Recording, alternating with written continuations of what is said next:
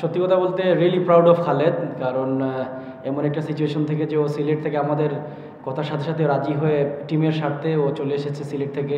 আর normally আসলে সিলেট যদি থাকতো হয়তো মনটা আর একটু খারাপ থাকতো। সো ও আমাকে কল করেছিল গতকালকে যে ভাই আমি কি করব। সো আমি বললাম যে আসলে সিলেটে থাকলে মনটা খারাপ থাকবে বাসায় বসে থেকে, আর এখানে আসলে হয়তো একটু উৎফুল্ল থাকবে। And he wanted to play this game, বললো যে আমি বরিশালের সাথে খেলতে চাই। আর আসলে সত্যি কথা বলতে আমরা সবাই ইমপ্রেস, কারণ একটা এত বড় ইনসিডেন্টের পরে যে ও চলে এসে এবং ম্যাচ খেলেছে এবং দারুণ বোলিং করেছে আজও।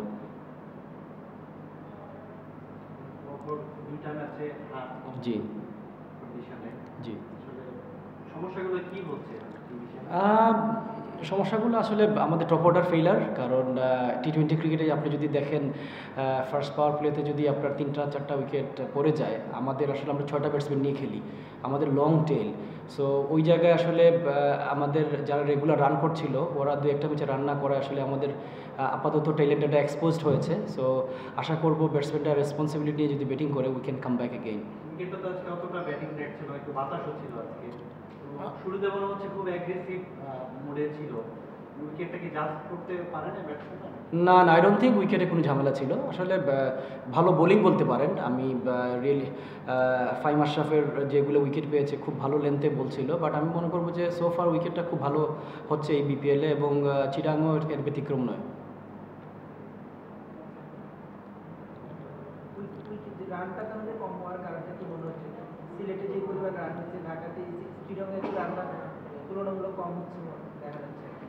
তুলনামূলক বলতে আমি বলবো যে আসলে আর্লি উইকেট পর আমাদের যদি টিমের চিন্তা করি, আমাদের আর্লি উইকেটটা পড়ে যাচ্ছে। সো আমাদের ক্লার্ক যেমন আমাদের খুব ভালো ব্যাটিং করছিল পুরো throughout the tournament. So ও 2টা ম্যাচে আউট হয়, আমরা আসলে একটু পিছিয়ে গেছি।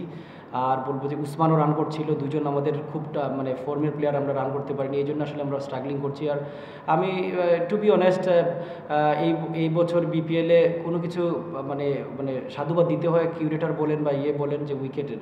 সো এখনও চিটাগংয়ে আরও 3-4 দিন আছে, আমি আশা করবো যে হাই স্কোরিং গেমই হবে।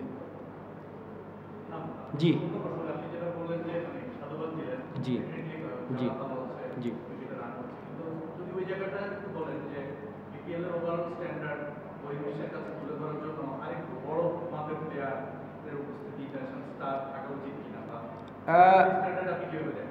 ডেফিনেটলি আমাদের স্কেজুলিংয়ে প্রবলেম, কারণ বড় বড় স্টাররা আসলে আইএল খেলতে চায়, এসএ খেলতে চায়। সো আমরা তো 2012-13-তে এইভাবে অনেক বড় বড় স্টারও খেলেছে, আমাদের টিমই খেলেছে চিটাগং কিংসে, আমিও ওদের সাথে খেলেছি।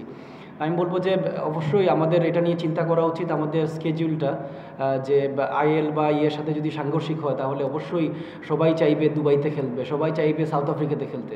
সো আমি আশা করব যে খুব তাড়াতাড়ি এটার যদি আমরা ডিসেম্বরে যদি শুরু করতে পারি, অ্যাটলিস্ট 1 সপ্তাহ 2 সপ্তাহ এদিক সেদিক হলেও, কারণ এন্ড অফ দ্য ডে প্লেয়ারদের তো টাকা দরকার, এখানে খেলে ওইখানে খেলবে। সো তখন আমার মনে হয় এই সমস্যার সমাধান হবে। জি জি খেলা হয়নি আসলে, এরকম স্পিনার তো আমাদের খুব বেশি একটা নাই। তার ডেভেলপমেন্ট প্রসেসটা কি হচ্ছে? মোটামুটি ভালো করছে, আবার খুব যে ভালো করছে তাও না। তাকে নিয়ে কি ধরনের কাজ করা হচ্ছে? মোটামুটি না, খুব ভালো, কারণ খুব ভালো বোলিংই করছে, কারণ পাওয়ার প্লেতে বোলিং করা চ্যালেঞ্জিং। ও কিন্তু পাওয়ার প্লেতে বোলিং করে এবং 16-17 নম্বর ওভারের মধ্যে প্রায় গেমেই করেছে।